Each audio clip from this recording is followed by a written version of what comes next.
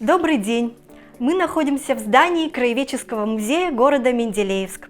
Здание было построено в 1870 году как главная контора Бондюжского химического завода. Позже здесь находилось главное управление химического завода Карпова, затем профтехучилище. И вот в 1991 году Виктор Николаевич Соловьев основывает Краеведческий музей.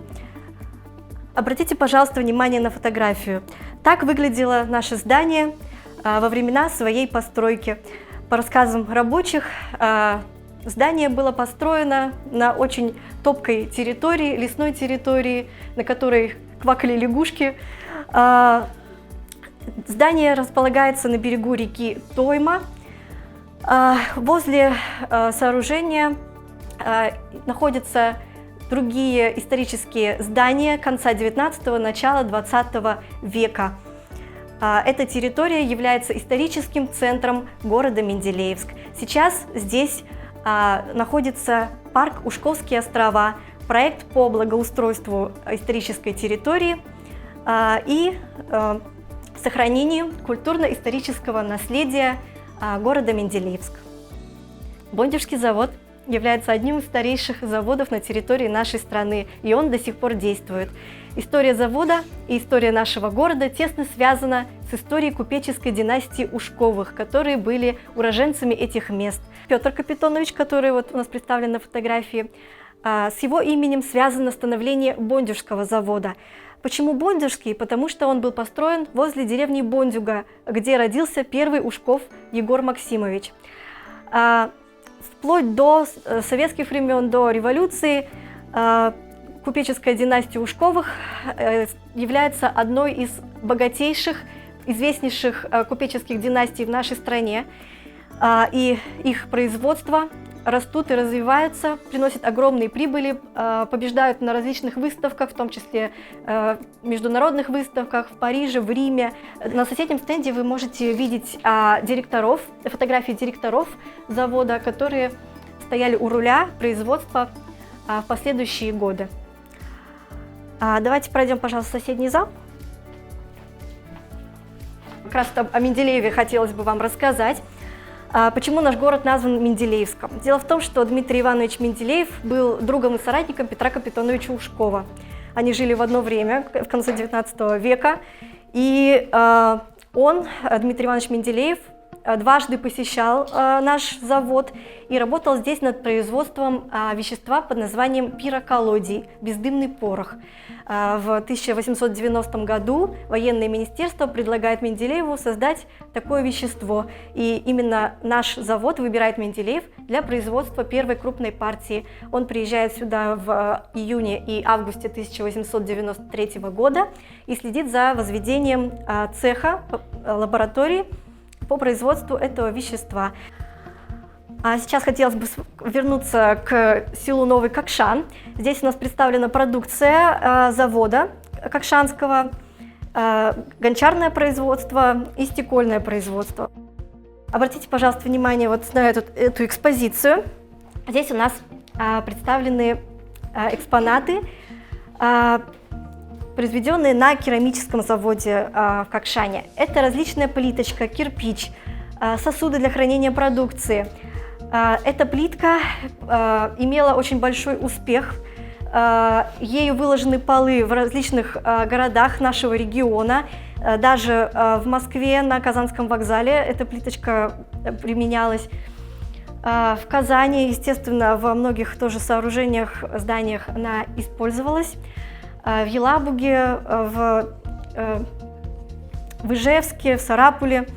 Здесь у нас также имеются фотографии ученых, которые приезжали на наш завод, работали на нем.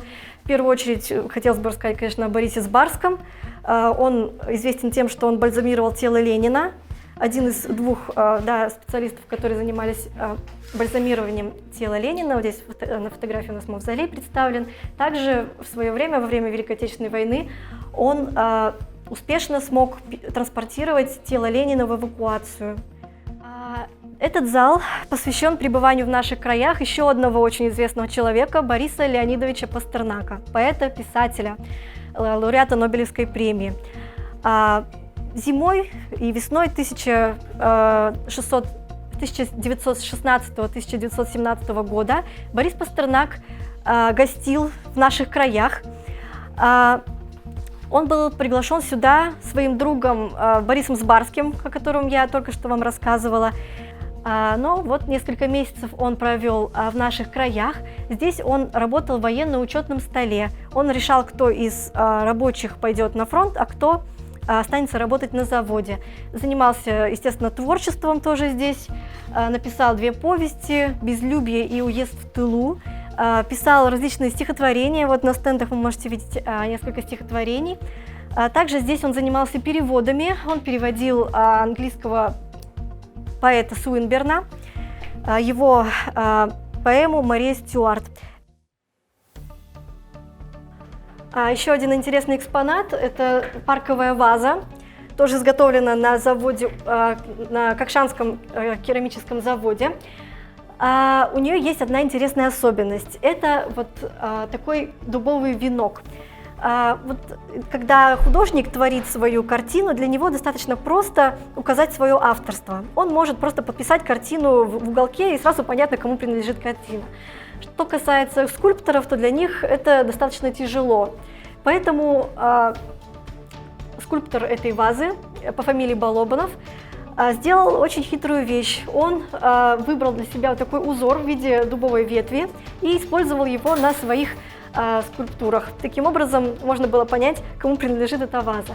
Но на самом деле такие вазы украшали усадьбу Ушковых. Усадьба у нас находилась в поселке. Мы с вами поговорили об истории династии Ушковых, а сейчас я хотела бы вам рассказать о истории становления Менделеевского района в целом. Много миллиардов лет назад эта территория была покрыта морем, и свидетельством этому являются вот такие находки.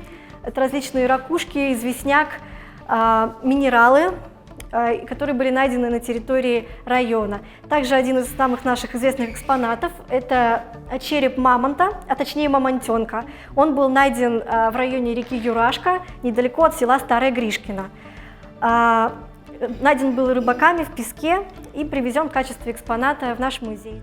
Менделеевский район очень многонационален. У нас проживает достаточно много различных национальностей, народностей. И здесь, в этой экспозиции, вы можете видеть 4 костюма. Это костюм марийский, удмуртский, кряшинский и татарский. Эти народы являются 4 из 5 крупных национальностей, которые проживают в нашем районе. Также здесь можно видеть карту Менделеевского района, на которой представлены все населенные пункты. Большинство населенных пунктов Менделеевского района это компактное проживание различных национальностей. В деревне Старое Гришкино, в деревне Ситяково, Безяки. В нескольких населенных пунктах Менделеевского района проживает кряшинское население. Это такие деревни, как Мунайка, Ситяково, Старое Гришкино и Брюшли.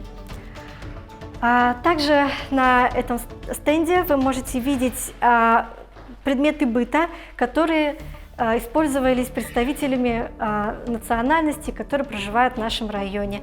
Это плуг, мялка для льна, туесок для хранения продукции, самовар, приспособления для плетения корзин и так далее. На этом стенде у нас представлен период 20 века. К сожалению, репрессии не обошли стороной наш район. И один из известных людей, которые были репрессированы в 30-е годы, это священник Игнатий Мисеев, кряшин по происхождению. Он родился в деревне Ситяково.